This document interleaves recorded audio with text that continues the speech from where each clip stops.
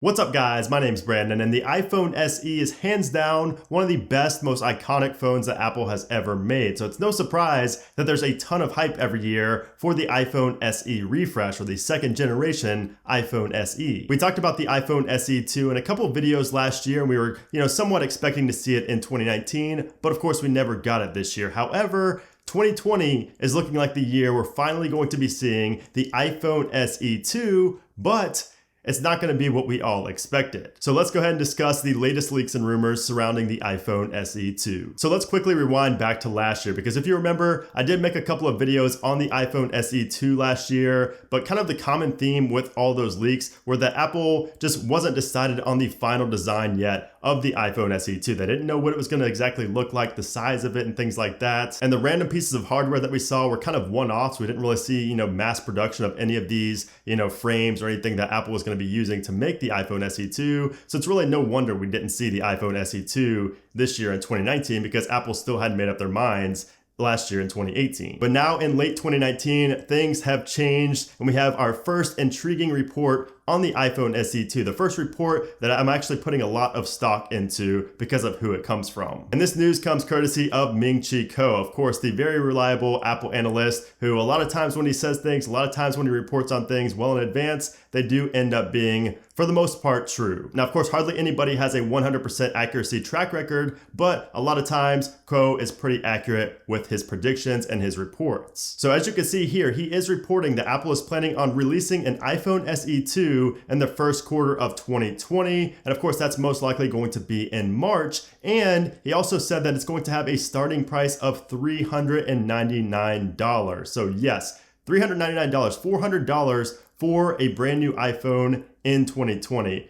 That's insane. So he not only gave us the potential price of the iPhone SE 2, but also the specs that are expected to be inside of it. And you can see here, he's reporting that the iPhone SE 2 will have the A13 Bionic chip, which is of course the same chip that is found in the iPhone 11, 11 Pro, and the 11 Pro Max. Also gonna have 3 gigabytes of RAM, 64 gigabyte and 128 gigabyte storage options. It's also gonna come in space gray, silver, and a red. And then at the bottom there, you can see it says that it's not going to have 3D touch, which is expected since the iPhone 11 or the iPhone 11 Pro did not have 3D touch, and Apple is pretty much canceling 3D touch in favor of haptic touch nowadays. Now, as far as the actual body of the iPhone SE 2, Ming-Chi Kuo is reporting that it's gonna be very similar to the iPhone 8. So it's gonna very much resemble the body of the iPhone 8. So this wasn't really too surprising to me. I mean, if it had the same build as the iPhone SE, I feel like that's just too small in today's day. I mean, that's just tiny. The iPhone 8 is a lot more realistic and a lot more practical to have in the hand. However, since it has the body of the iPhone 8 and not the iPhone SE, I'm wondering if it's actually gonna be called the iPhone SE 2. I'm starting to think that it's not even gonna be called the iPhone SE 2, but maybe something like the iPhone 9, since it comes after the 8. It's kind of designed after the iPhone 8, and Apple never released an iPhone 9. So this could be the iPhone 9, or it could be something else. It could still be the iPhone SE 2. But I think if Apple introduced another new name, another new model name for this budget iPhone, like they did with the iPhone like 10R, something like that, I feel like if they just have another model name like that, it's just going to make it very confusing for customers, because you'll have the iPhone 11, 11 Pro, 11 Pro Max, 10R, 10S, so many different numbers and letters and things like that. Customers are just going to get confused. So I think they should name it the iPhone 9. I think that would be pretty fitting since they did skip it. So yes, an iPhone 8 form factor with the bezels and all, but with the internals of the iPhone 11. So that A13 Bionic chip, that 3 gigabytes of RAM, and hopefully we do get a better battery as well. Now it may be the same battery that we see in the iPhone 8. Again, a lot of things are probably going to be recycled. Like I think that we're not gonna have an upgraded camera. I think we're gonna have the same camera that we see here on the iPhone 8, just because it's a $400 phone. I mean, Apple's gonna try to recycle things as much as possible and not spend as much money, on designing the phone, obviously, since they're selling it for $400. So I feel like we're gonna have the same camera on the iPhone SE 2 or whatever it's called. We could potentially see a better battery, a bigger battery, and of course the A13 Bionic chip will also help with the battery, so I would definitely not be surprised if we do see better battery life than we had on the iPhone 8 here. But of course, there's no way it's gonna have better battery life than like the iPhone 10R, the iPhone 11, or the iPhone 11 Pro, but it should still be a small powerhouse that gets a good amount of battery. Again, also because it's gonna have an LCD display. It's not gonna have an OLED panel like we have on the iPhone 11 Pro or the Pro Max. So it's definitely gonna be pretty solid with battery life. And again, going back to that $400 price tag on this upcoming budget iPhone, I think that is the perfect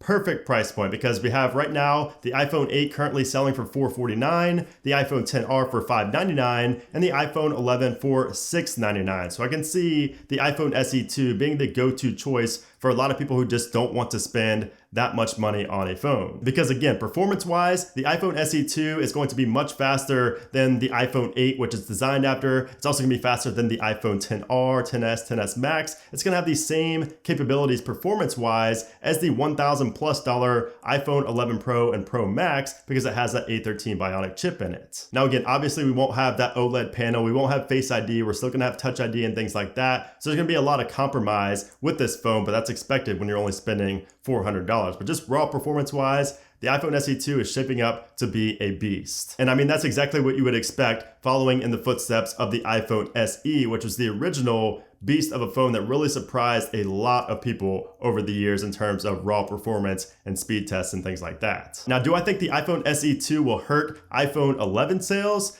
And honestly, I kind of do. I kind of do see the iPhone SE2 taking away some sales from the iPhone 11, just the iPhone 11, not the 11 Pro or 11 Pro Max. Because I feel like customers are either gonna want to spend all the way up or spend all the way down. I don't think they'll wanna be in that middle zone again, because there's just too many options. You know, it's kind of cluttered right now on the iPhone market. And I think that if they're gonna spend that much money, they're probably gonna go all the way up to the Pro or the Pro Max, or they're just gonna spend, again, down all the way on something like the iPhone SE2, iPhone 9, whatever ends up being called. So it'll be really interesting to see these sales numbers for the iPhones in 2020. So yeah, if you still have an iPhone SE, if you have an iPhone 6S, an iPhone 7, even an iPhone 6, I would hold on to that for just a few more months until about March of 2020 and see what we get with the iPhone SE2, because you may want to hold off and upgrade to that we are not going to be spending any more money on some of the more expensive phones, and you also don't have to buy like a used phone or anything like that. So yeah, guys, that is the latest on the iPhone SE2. Again, coming from a very reliable analyst in the Apple space, Ming-Chi Kuo, has a great track record. So a lot of these things, you know, you have to take everything with a grain of salt, but I pretty much believe everything written in this report because it makes a lot of sense. And especially with the release coming in early 2020, I can definitely see that happening. So if you guys are excited for the iPhone SE2, hit that like button down below. Also make sure you guys do subscribe so you don't miss any future updates on the iPhone SE2. And of course, I'm sure we'll be seeing more leaks and rumors over the next few months. So definitely make sure you guys are following me on Twitter. That link is down in the description below. I post things and retweet things over there a lot more than I post videos, just because a lot of times it's small leaks that aren't, you know, enough to make a full video on. So definitely follow me over there. Again, link down in the description below. But anyways, guys, that's it for me. Thanks again for watching, and I'll see you soon.